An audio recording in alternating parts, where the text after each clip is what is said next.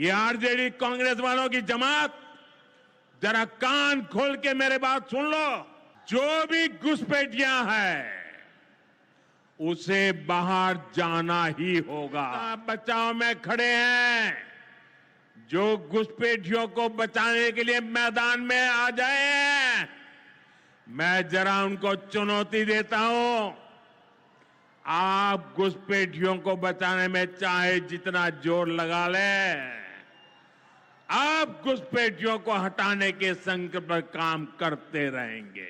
नमस्कार, आप देख रहे हैं न्यूज फॉर नेशन। मैं हूं रोहित कुमार आपके साथ। प्रधानमंत्री नरेंद्र मोदी बिहार के दौरे पर हैं, तो उन्होंने आज खुले मंच से घुसपैठियों को लेकर के एसआईआर पर विरोधियों की बोलती बंद करवा दी। कहा है कि इस देश में एक भी घुसपैठिया नहीं बचेगा। सरकार पूरी तरीके से एक एक घुसपैठियों को जो है देश से बाहर निकाल देगी। प्रधानमंत्री मोदी ने एसआईआर पर भी बड़ी बात कही। उन्होंने कहा कि जिस तरीके से कुछ दल और आज इसमें आरजेडी और कांग्रेस शामिल है, वो लोग बचाव कर रहे हैं, तो बचाव करने वाले नेताओं को भी बख्शा नहीं जाएगा। प्रधानमंत्री नरेंद्र मोदी पहुंचे हुए हैं पूर्णिया एक दिवसीय दौरे पर। वहां पर एक बड़े कार्यक्रम को संबोधित करते हुए प्रधानमंत्री नरेंद्र मोदी ने जो है वो घुसपैठियों के ऊपर और साथ ही साथ एसआईआर पर बड़ी बात कही। आपको बता दें कि सीमांचल का वो पूरा इलाका जो है वो घुसपैठियों की चपेट में है। ऐसी बातें लगातार बीजेपी की तरफ से उठाई जाती रही हैं। कहा जाता रहा है कि उस इलाके की डेमोग्राफी को लगातार जो है चेंज करने की कोशिश हो रही है। और इसी बीच में जब प्रधानमंत्री मोदी अपनी बात कह रहे थे, तो उन्होंने विरोधियों पर जोरदार हमला बोला। क्या कुछ कह रहे हैं प्रधानमंत्री नरेंद्र मोदी, पूर्णिया से सुनवा रहे हैं। विकास के लिए पूर्णिया और सीमांचल का विकास जरूरी है। आरजेडी और कांग्रेस की सरकारों के कुशासन का बहुत बड़ा नुकसान इसी क्षेत्र को उठाना पड़ा है, लेकिन अब एनडीए सरकार स्थिति बदल रही है। अब ये क्षेत्र विकास के फोकस में है।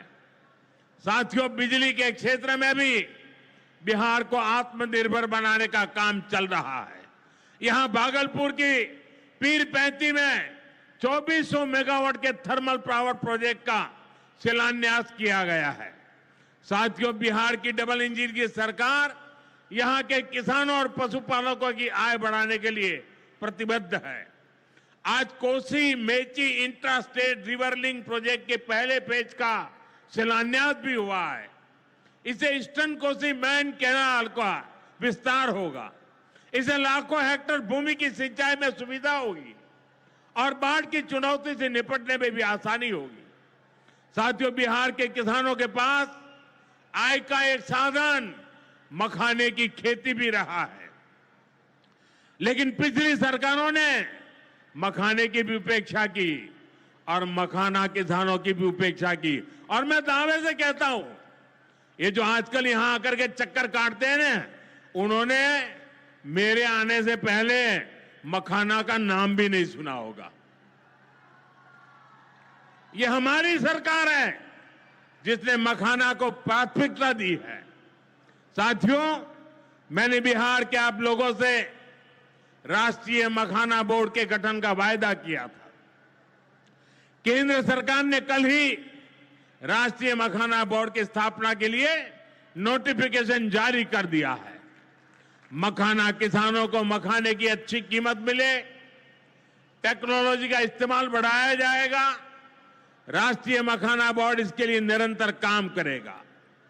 मखाना सेक्टर के विकास के लिए हमारी सरकार ने करीब 550 करोड़ रुपए की योजना को मंजूर किया है। साथियों, बिहार के विकास की ये गति, बिहार की प्रगति कुछ लोगों को रास नहीं आ रही है।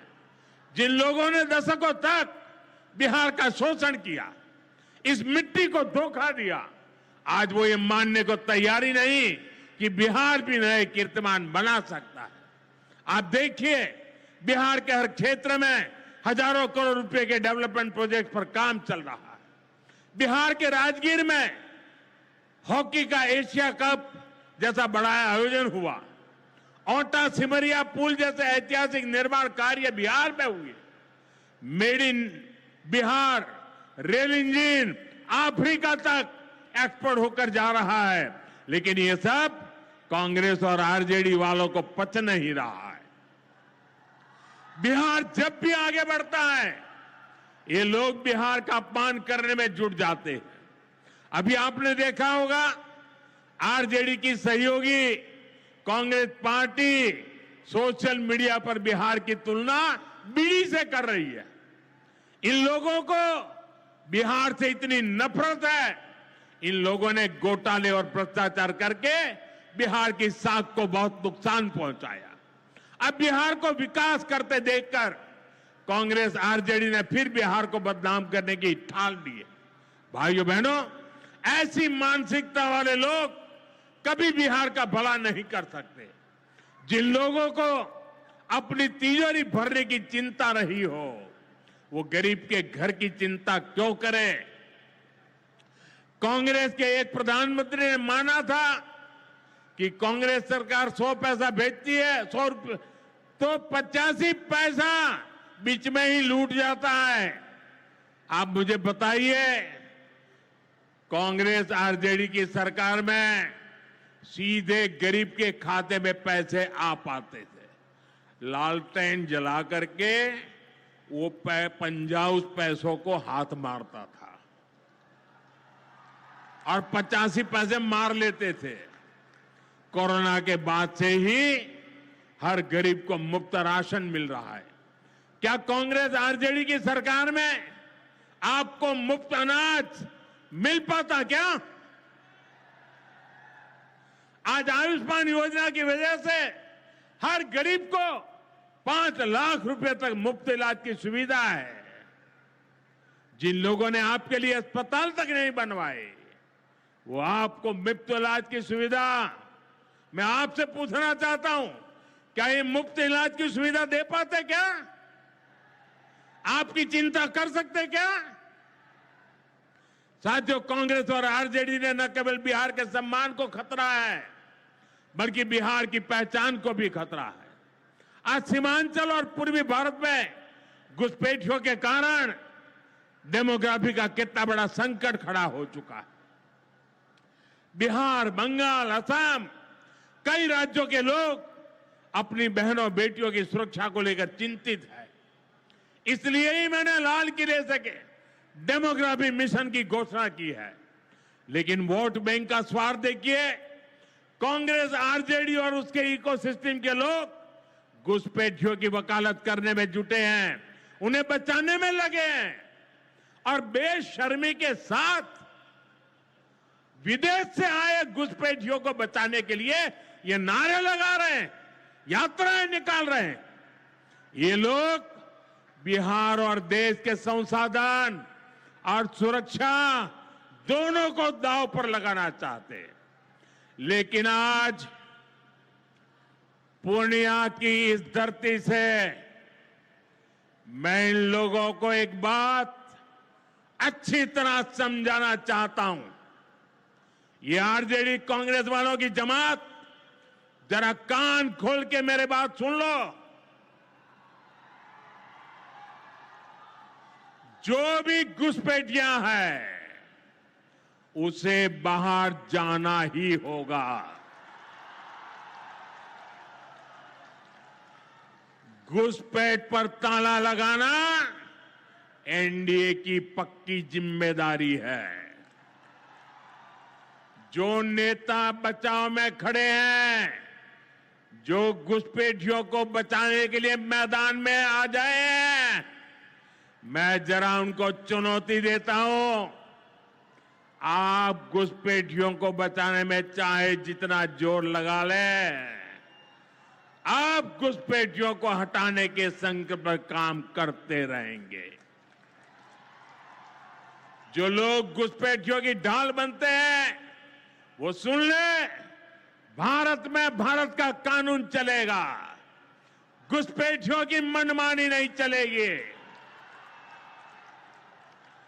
ये मोदी की गारंटी है। घुसपैठियों पर कार्रवाई भी होगी और देश इसका अच्छा परिणाम भी देख के रहेगा। घुसपैठ के समर्थन में कांग्रेस, आरजेडी वाले जो विषय उछाल रहे हैं, बिहार और देश की जनता उन्हें बहुत करारा जवाब देने जा रही है। साथियों, कांग्रेस और आरजेडी बीते 2 दशक से बिहार की सत्ता से बाहर है और निसंदेह इसमें सबसे बड़ी भूमिका बिहार की मेरी माताओं बहनों की है। मैं बिहार की माताओं बहनों को विशेष प्रणाम करता हूं। आज आरजेडी के दौर में खुलेआम हत्या, बलात्कार और फिरौती जैसे अपराधों की सबसे बड़ी भुक्तभोगी बिहार की मेरी माताएं बहनें, यहां की महिलाएं थी। डबल इंजन सरकार में वही महिलाएं लखपति दीदी और डोन दीदी बन रही है।